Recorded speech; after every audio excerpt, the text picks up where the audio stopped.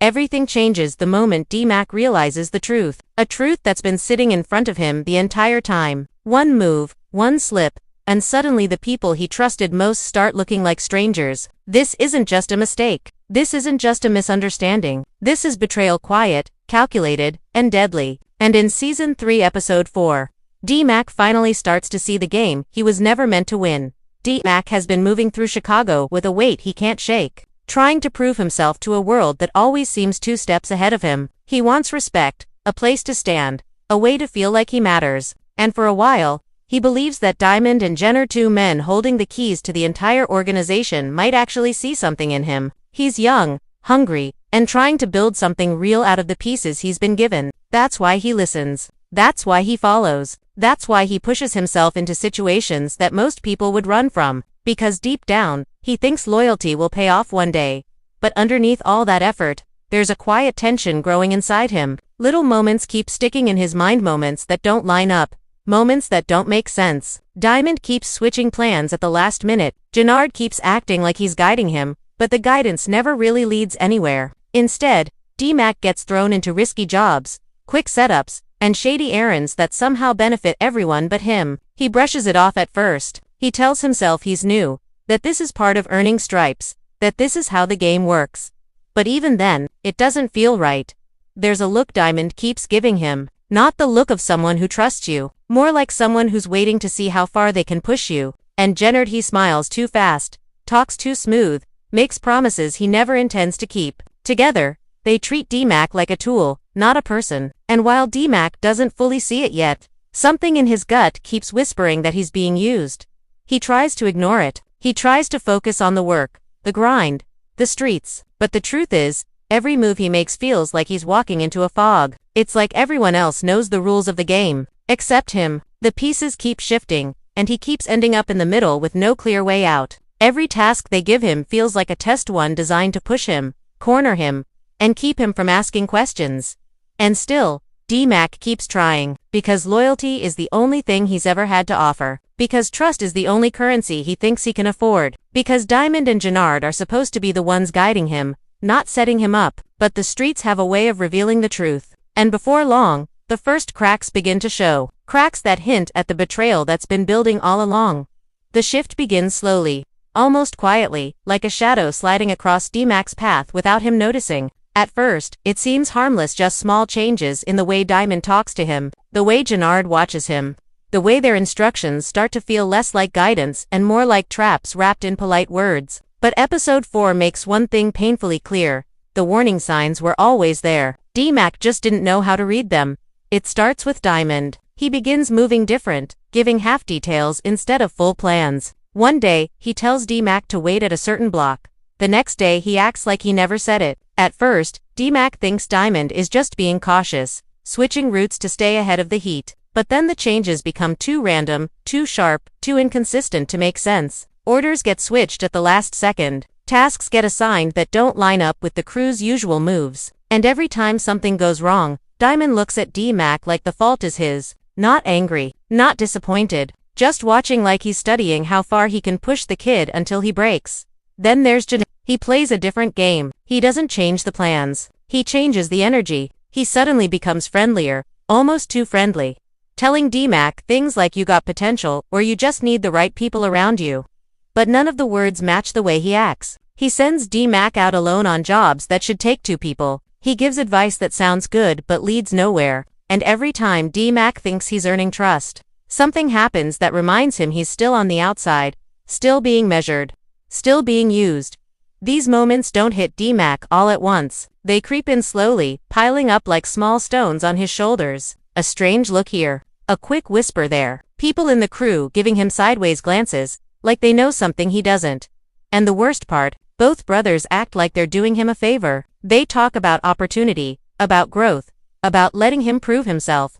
But none of their actions look like opportunity. They look like setups dressed as second chances. Episode 4 highlights these small hints with brutal clarity. For example, there's the moment when Diamond sends him to check out a spot that's supposed to be empty, but suddenly isn't. D-Mac feels the danger, senses the shift, but doesn't have proof. Then there's Jenard giving him praise right after telling someone else. Under his breath, that D-Mac doesn't need to know everything. Every piece feels small on its own, but when D-Mac thinks back on them, the colors change, the details sharpen, the truth starts to rise to the surface. What makes it worse is how deeply D-Mac wants to believe in them. He doesn't go into these situations thinking about betrayal. He goes in thinking about loyalty, about earning his place, about building something real. He wants to trust Diamond because Diamond is supposed to be the steady one. He wants to trust Jenard because Jenard acts like he sees potential in him. But trust without truth is just a trap waiting to snap shut, and slowly, painfully, D-Mac starts to feel the trap tightening. He begins questioning his own choices. Was he too eager, too trusting, too blind to see the danger building around him? He replays conversations in his mind, remembering moments where their stories didn't match, where their tone didn't match their words, where their actions didn't match the loyalty they preached. That's when something shifts inside him, not anger, yet, but awareness. A new sharpness in the way he observes them, a new suspicion he can't quite ignore anymore. D-Mac doesn't want to admit it, but something is off. Diamond and Jenard are not guiding him, they're using him, and the more he notices it, the louder that truth becomes a truth he can't unsee. No matter how hard he tries, it happens in a single instant, quiet, sharp, and painful enough to stop D-Mac right where he stands. Not a gunshot, not a fight, not someone yelling in his face.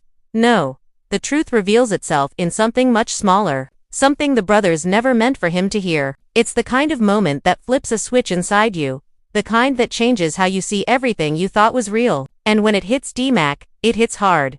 He's supposed to be dropping off a message, nothing risky, nothing big, just a simple task. But when he arrives near the spot, he hears voices behind a half-closed door, voices he knows too well. Diamond's low tone, steady but cold. Jenard's sharper voice, irritated but focused. At first, D-Mac doesn't pay attention. He thinks it's just business talk. But then he hears his own name, and it stops him like a punch to the chest.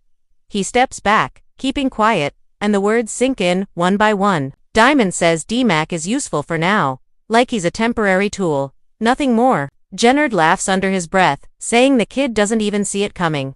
As if this entire time, they've been playing a game with him as the middle piece. They talk about moves they've made using him, jobs they assigned him not to help him grow, but to keep heat off themselves, to test rival crews, to see how much danger he can carry without knowing the real risks. It hits him like a sudden cold wave. All those strange orders, all those mixed signals, all those moments that didn't make sense. Now they line up perfectly, and it makes him sick to his stomach. He realizes he wasn't being shaped, he was being shielded behind. He wasn't being taught the game, he was being thrown into it like bait. And worse, they never planned to tell him the truth. They never planned to let him rise. They just needed someone young, eager, and loyal enough to do the dirty work without asking questions. He hears Jenard say, he's too hungry to notice. And that's the line that breaks him, because it's true. He was hungry to belong, hungry to prove himself, hungry to matter. And they used that hunger the same way a fisherman uses bait. They dangled loyalty in front of him, pushed him into the field, and watched him work without ever seeing him as part of the family.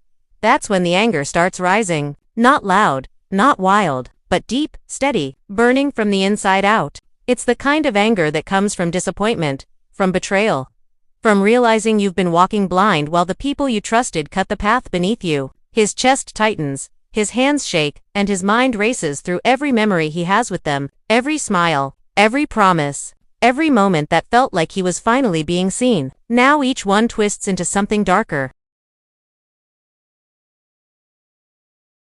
But surprisingly, the anger is not the strongest feeling. The strongest feeling is clarity. For the first time, D-Mac sees the game for what it is. He sees the brothers' strategy. He sees how his loyalty was never valued, only controlled. He sees how his efforts weren't respected, only exploited. And he sees how both of them, Diamond and Jenard, have been playing different roles but working toward the same goal. Using him to protect their own power. The scene around him fades. The noise of the street disappears. It's just him and the truth now. And the truth is louder than anything he's ever faced. He doesn't burst in, he doesn't shout, he just walks away quietly, but with a new weight in his steps. Something inside him has shifted, something that can't be undone, because once you see the truth, you can't unsee it. And D-Mac finally sees everything. Walking away from that doorway doesn't give D-Mac peace. It gives him pressure, slow, heavy pressure that builds behind his eyes and sits deep in his chest. Every step feels heavier than the last, as if the truth itself is dragging at his ankles. He doesn't say a word, but his silence is loud, louder than any shout he could have thrown at the walls behind him. Betrayal doesn't always explode. Sometimes it sinks, slowly, painfully, until it reaches a place inside you that changes how you breathe. D-Mac keeps moving, but his mind keeps circling back to the same thought. How long has this been going on? He replays every moment, every glance, every order. He remembers the times Diamond looked at him with a cold kind of study.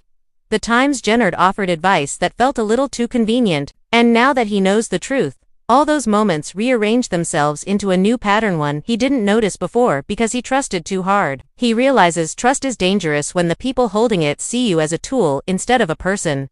For the first time, he sees the brothers clearly. Diamond, with his calm voice and steady stare, always acting like he was guiding him. Jenard, with his smooth talk and fake support, always pretending to see potential. But underneath it, they were just pulling strings. They didn't care about his future. They didn't care about his growth. They cared about control of him. Control of the streets. Control of every move happening around them. And once that truth hits him, something inside D-Mac starts to tighten. A new kind of awareness. A new kind of strength. A new kind of anger. He doesn't think about revenge yet. Revenge is loud, messy, fueled by fire. What he feels now is colder, quieter, sharper. It's the feeling of waking up from a lie and finally seeing the world with clear eyes. He knows he can't trust them. He knows that every move they make now will have a hidden angle, and for the first time, he understands he can't just follow their instructions blindly anymore. If he keeps doing that, he'll end up dead, forgotten, or worse, he'll end up exactly where they want him, trapped under them forever. So he starts thinking, not emotionally, strategically. He thinks about who he can trust, who stands outside the brother's shadow, who might give him real power instead of empty promises. Tommy's name drifts into his mind, not because they're close, but because Tommy sees people differently. Tommy doesn't pretend. Tommy doesn't play emotional games, but going to Tommy means declaring himself separate from Diamond and Jenard. It means stepping into a new kind of danger. Still, that option feels more honest than staying with two men who've already shown him what he means to them. Disposable. But even with all that clarity, D-Mac still feels a sting that won't go away, because part of him wanted to believe in Diamond, part of him wanted to see Jenard as a mentor, part of him was still that kid searching for guidance, hungry for acceptance, and now he has to face the reality that he was never truly seen, never truly valued. That kind of realization doesn't fade fast, it sits in the heart like a bruise, and D-Mac feels that bruise growing, spreading, making every memory with them ache in a new way. He stops walking and stands still, letting the weight of everything settle. The streets around him move like normal, cars rolling by, people living their lives. But for him, nothing feels normal anymore. Trust has cracked open, loyalty has been exposed, and he knows there's no going back. Once betrayal enters your blood, it changes how you move, how you speak, how you choose your next steps. And D-Mac, he's no longer thinking like a kid trying to fit in, he's thinking like someone who's been pushed too far. Someone who realizes he has to carve his own path or risk being carved up by someone else's plan. The fire inside him is no longer from wanting approval, it's from wanting freedom, wanting truth, wanting control over his own life for the first time. D-Mac doesn't know what his next move will cost him, but he knows one thing with absolute certainty. He will never let Diamond and Jenard use him again. Not ever. The game has changed now, and he's not a pawn anymore. He's finally ready to choose his own side, even if it means stepping away from everything he thought he belonged to.